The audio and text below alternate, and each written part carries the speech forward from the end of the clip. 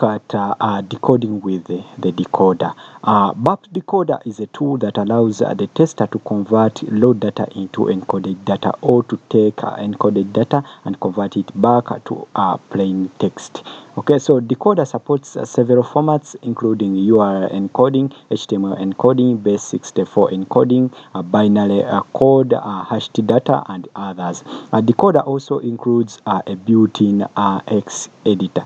Okay, so as a web penetration test progresses, a tester might happen upon an encoded value, and Burp uses the decoding process by allowing the tester to send the encoded value to decoder and try the various decoding functions available. Okay, so let's try to decode the value of the session token PHP session ID, which is found in the OWASP Matilde 2 application. So when a user initially browses to the URL of the Matilde home, which is this one, let us go back, which is this one here, that user will be assigned a PHP session ID, okay, cookie, okay, and the PHP session ID value appears to be encrypted and then wrapped in a base64 encoding. Okay, so using a decoder we can unwrap the value. Okay, so let me show you. So here, when we go to when we have gone in a Matilde, on a Matilde web page, let me show you under the message editor. So we have we have low, as you can see here.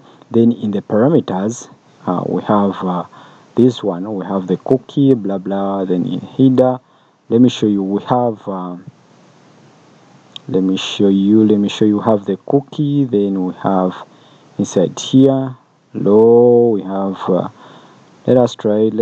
So we have that request. So we have the response. Where is the response? So in the response, we have that P session ID. As you can see, it's right there, PHP sys ID, okay, which stands for PHP session ID. Okay, and this is the ID. So what we are going to do, right now, so in the decoder here, what we are going to do after browsing to the Matilde homepage or application, we can find the HTTP request we have just generated in Burp, which is that one, which is this one here, and we can highlight the PHP session value. So under the response that we have received, make sure the intercept is off. Okay, so when we go in the intercept, make sure you go to that web page when the intercept is off, and you will be able to go to that page, and then you generate you get a response. Okay, so we are going to highlight this value here.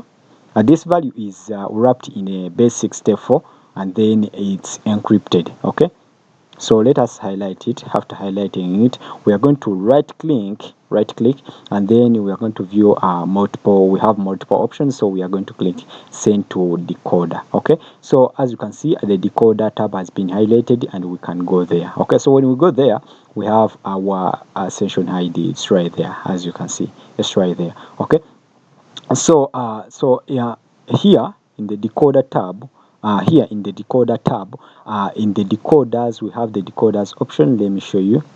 It's right here, decode as. Here we have the decoders option. Okay, and we can click on this drop down, and we can select base64. As you can see, base64.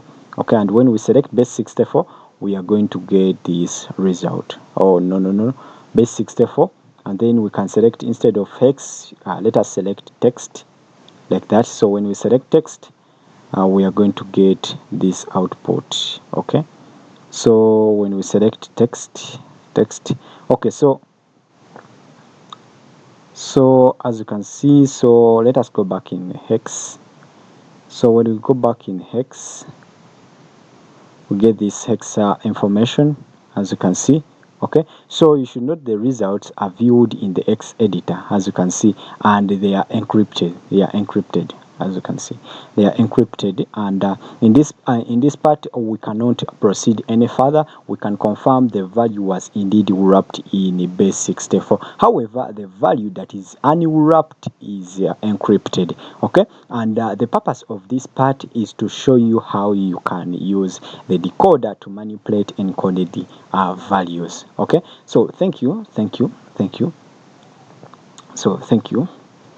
Make sure you subscribe to this channel. Make sure you have subscribed.